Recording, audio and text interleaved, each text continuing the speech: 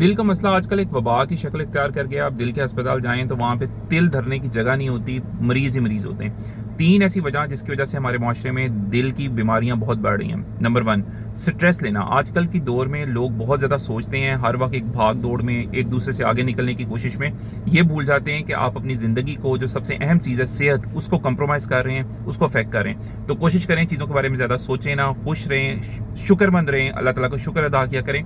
Stress कम होगा और दिल की बीमारियां कम होंगी।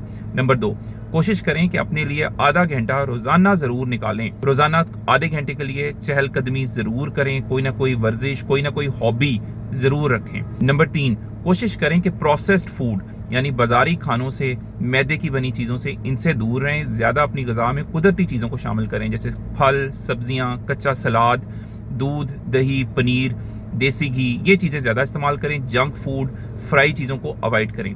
इससे आपकी ज़िंदगी भी आसान होगी और दिल की बीमारी के चांसेस कम हो जाएंगे। अगर ये मैसेज अच्छा लगा है तो चैनल को सब्सक्राइब करें, दोस्तों के साथ शेयर करें।